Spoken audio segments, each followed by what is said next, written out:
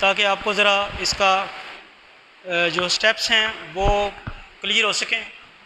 Page number 102 पे example number 21 है। Evaluate the surface integral del cross F dot n cap d s where F is equal to x plus 2y minus 3z plus x k and s is the surface of 2x plus Y plus 2z is equal to 6 bounded by x is equal to 0, y is equal to 0 and z is equal to 0। तो surface integral हमने valuate करना है। चूँकि valuate इसका करना है del cross F dot N, तो हम पहले दो काम करेंगे, एक तो डेल क्रॉस एफ मालूम करेंगे और वेक्टर एन भी मालूम करेंगे। तो सोल्यूशन पे की तरफ हम चलते हैं। तो चूँकि एन यूनिट वेक्टर जो है वो नॉर्मल टू द सरफेस होता है, तो नॉर्मल टू द सरफेस कैसे निकालते हैं, उसका ग्रेडियंट। तो हम यहाँ पे एफ़ जो हमारे पास है, F is equal to x plus 2y I minus 3z J plus x K, इसे ये एफ़ है। और हम साइज सपोज कर लेते हैं सरफेस का जो पोर्शन दिया बचा 2x plus Y plus 2z minus 6, ये आपके पास। और इस सरफेस के ऊपर हमने यूनिट नॉर्मल मालूम करना है।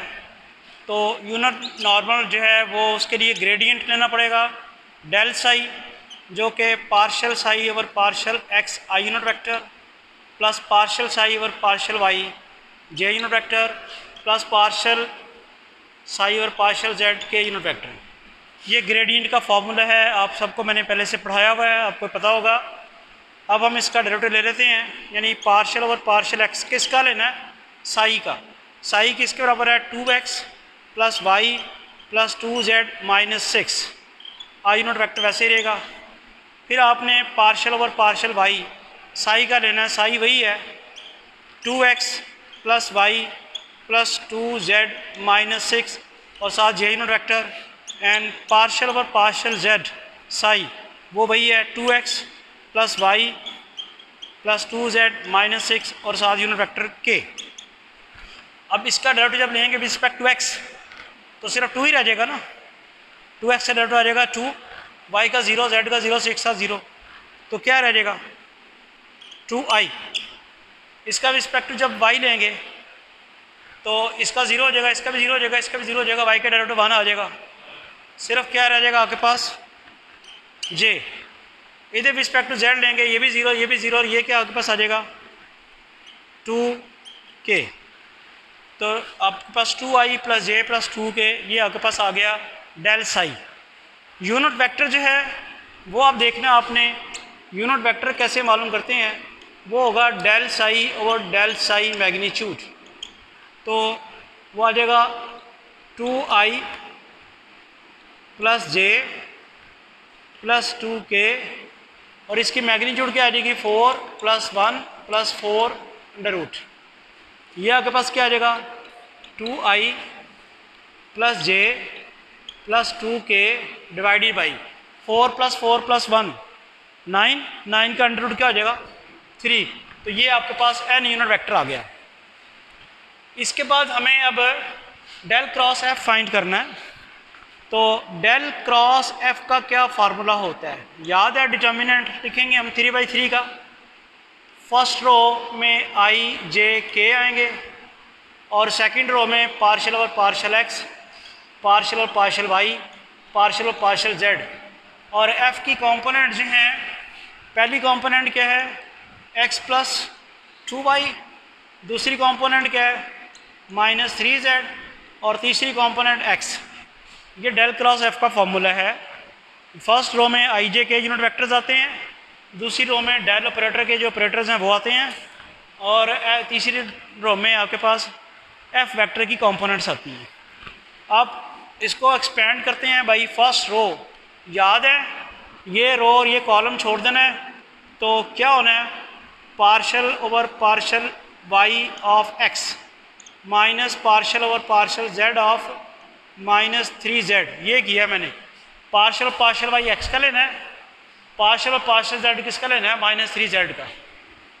फिर माइनस जे यूनिट वेक्टर, ये एंट्री आनी है सेकंड रो ये कॉलम छोड़ के, तो ये आपके पास आना है पार्शियल ओवर पार्शियल एक्स का minus partial over partial Z x plus 2y का, और प्लस के यूनिट वेक्टर ये वाला आ जाता है के, ये रो और ये कॉलम छोड़ दिया तो आएगा पार्शियल और partial x minus 3z minus partial और partial y x plus 2y। क्या किया जी, इस रो में पहुंचे हुए थे, यहाँ पे ये फर्स्ट रो और थर्ड कॉलम को छोड़ के पार्शियल पार्शियल x लिया हमने माइनस 3z का, पार्शियल पार्शियल y लिया x प्लस 2y का। तो अब आप ज़रा गौर करें, जब x का डेरिवेटिव रिस्पेक्ट टू y लिया जाएगा तो आंसर 0 हो जाएगा। तो आपके पास आएगा 0, इसका रिस्पेक्ट टू z लेंगे तो माइनस 3 आएगा, और माइनस j, x का डेरिवेटिव रिस्पेक्ट टू x लेंगे तो माना आएगा, और इसका जब रिस्पेक्ट टू z लेंगे, यहाँ z तो है ही नहीं है तो 0 हो जाएगा। फिर प्लस के, इसका रिस्पेक्ट टू x लेंगे 0, इसका रिस्पेक्ट टू y लेंगे तो आएगा 0 प्लस 2। तो फाइनली हमारे पास अब आ गया 3i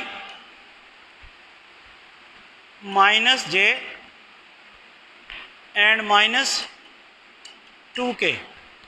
डेल क्रॉस f भी हमने फाइंड कर लिया। अब हम इस पोजीशन में हैं, n यूनिट वेक्टर हम पहले ही मालूम कर चुके हैं, और अब इसकी डॉट प्रोडक्ट भी ले लेते हैं। चलें, फाइनली हम जो है डॉट प्रोडक्ट ले लेते हैं, del cross f dot n unit vector.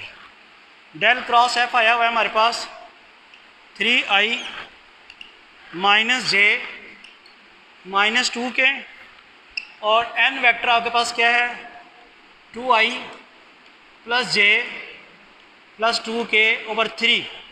अब आपको डॉट प्रोडक्ट याद है, पहला पहले के साथ 3 इंटू 2 का हो जाएगा 6, दूसरा दूसरे के साथ -1, तीसरा तीसरे के साथ -4 ओवर 3, तो ये 1 ओवर 3 आ जाता है। हमने डेल क्रॉस एफ भी फाइंड कर लिया जिसकी इंडिकेशन करनी थी। एन यूनिट वेक्टर हम डेल क्रॉस एफ की डॉट प्रोडक्ट एन के साथ हमने फाइंड कर ली है। फाइनली हमारा एक रह गया डी एस। तो डी एस का फार्मूला भी आपको याद है, इसका प्रोजेक्शन एक्स वाई प्लेन के ऊपर लें तो डी एक्स और डी वाई और N unit vector dot K magnitude, D x D Y N dot K लेना। अब आपने एन आपके पास ये है 2i प्लस जे प्लस 2k ओवर 3, इसकी डॉट प्रोडक्ट लेनी है k के साथ। तो ज़ाहिरी बात आप ज़रा देखें, i डॉट के 0 हो जाएगा, j डॉट के भी 0 हो जाएगा, k डॉट के 1 होगा। तो क्या आएगा आपके पास d x D y 0 plus 2 over 3, यानी ये बन जाता है 3 over 2 d x D y. अब जी हमने सारी चीज़ें फाइंड कर ली हैं। अब हम इमीडिएटली इस इंटीग्रल का आंसर कैलकुलेट करने की कोशिश करते हैं। तो हमारे पास इसकी ज़रा वर्किंग पे थोड़ा सा जी, तो हमने जो इंटीग्रल मालूम करना था, double integral del cross F dot N D S, तो वो इसमें इसकी वैल्यूज़ डालते हैं। Double integral del cross F dot N हमने क्या मालूम किया हुआ है, del cross F dot N किसके बराबर है 1/3 के। शाबाश, ये 1/3 लिख दिया।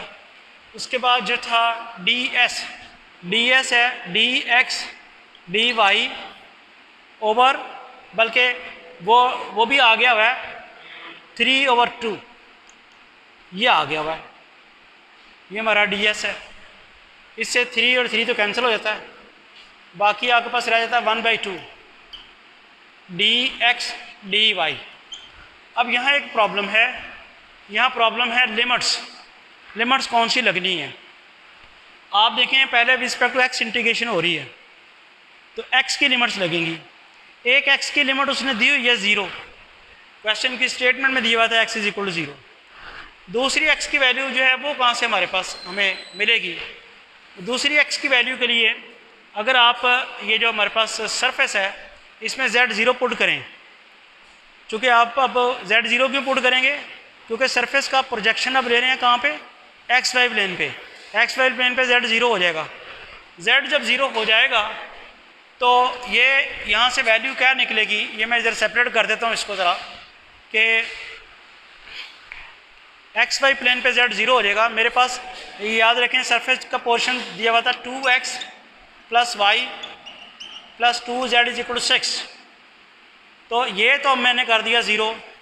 चूँकि आप आ रहे हैं xy प्लेन पे 2x + y = 6, तो यहाँ से 2x की वैल्यू क्या निकलती है 6 - y, और x की वैल्यू क्या निकलती है 6 - y/2। तो ये एक तो वैल्यू मेरे पास x की आई है 6 - y/2, और एक x की वैल्यू उसने पहले से दे रखी है, वो क्या थी 0। चूँकि पहले with respect to x integration कर रहे हैं, x की लिमिट्स लगेंगी। एक x की वैल्यू 0 जो कि पहले से दी हुई है, एक x की वैल्यू आ गई है 6 - y/2। अब इसी इक्वेशन में जब आप y के रिस्पेक्ट इंटीग्रेशन कर चुके होंगे तो y 0 पुट करना होगा।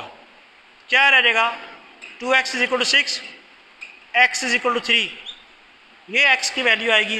यानी सॉरी, यहाँ पे जब आप x के रिस्पेक्ट इंटीग्रेशन, सॉरी मैं ये गलत कह गया, आप x के रिस्पेक्ट इंटीग्रेशन कर चुके हैं, तो x के रिस्पेक्ट इंटीग्रेशन करने से आपके पास यहाँ x अब ख़त्म हो चुका है, y की वैल्यू क्या रह जाएगी 6। जब आप x के रिस्पेक्ट इंटीग्रेशन कर चुके तब आपके पास सिर्फ y रह गया, और y की वैल्यू 6 है। तो एक y की वैल्यू 0 थी, दूसरी y की वैल्यू 6, तो इसमें आप पुट करते हैं 0 6 - y/2 0 to 6। ये लिमिट समझ आ गई है कैसे निकाली है, मैं रिपीट कर दूं। ये प्लेन की, ये आपको सरफेस दिया हुआ था, प्लेन की इक्वेशन थी, और आपने इसका जब प्रोजेक्शन दिया xy प्लेन के ऊपर तो z इमीडिएटली 0 हो गया।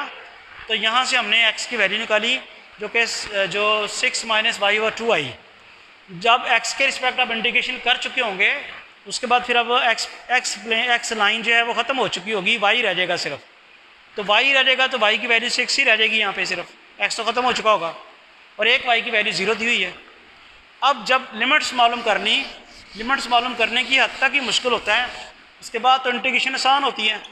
1/2 0 to 6 इंटीग्रेशन करनी है 1 की विद रिस्पेक्ट टू x, तो x आ जाएगा limits lower to 6 - y/2 dy।